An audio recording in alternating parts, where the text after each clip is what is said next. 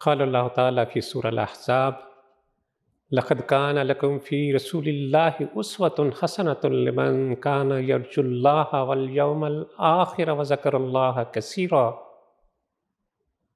در حقیقت تم لوگوں کے لیے اللہ کے رسول صلی اللہ علیہ وسلم میں ایک بہترین نمونہ ہے، ہر اس شخص کے لیے جو اللہ اور یوم آخر کا امیدوار ہو اور کثرت سے اللہ کو یاد کرے۔ کائنات کا سارا حسن و جمال اس زندگی میں سمٹ کر آ گیا جو اللہ کے رسول کی زندگی تھی۔ جس کو حسن کی تلاش ہو وہ عشق و محبت اور طلب کے کشکول لے کر اس زندگی کے پیچھے چل پڑے۔ یہ حسن و جمال کا بیان اس لیے نہیں کہ صرف سنا جائے، پڑھا جائے، لکھا جائے، اس پر ہم اش کریں، جذبات میں تموج اور آنکھوں میں نمی آ جائے، لیکن ہمارے عمل پر اس کا کوئی اثر محسوس نہ ہو، بلکہ یہ اس لیے ہے کہ ہم اس کو اپنے اندر جذب کریں، خود کو اس سانچے میں ڈھالنے کی کوشش میں لگ جائیں، اس کے رنگ میں رنگ جائیں، وہی مقاصد ہماری زندگی کے مقاصد ہوں، وہی طرز، وہی روش، وہی ادائیں ہماری ہوں جو اس اسوہ کے ہر پہلو سے جھلکتی ہے۔ غار حرا میں پہلی وحی آئی تو اقرا کا پیغام لے کر آئی،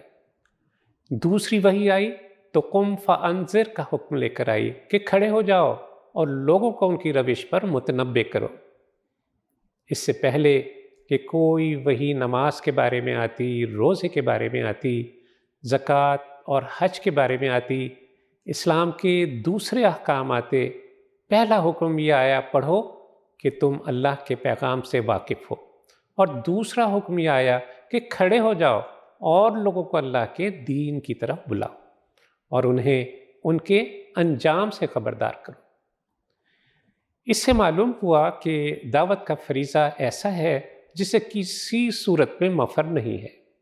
اور سچی بات یہ ہے کہ آپ کے اسوہ میں جو سب سے غالب چیز ہے وہ یہی ہے کہ آپ نے کھڑے ہو کر اپنی قوم کو خبردار کرنا اور اللہ کی طرف بلانا شروع کر دیا، اور اللہ کی کبریائی قائم کرنے کی جد و جہد شروع کر دی۔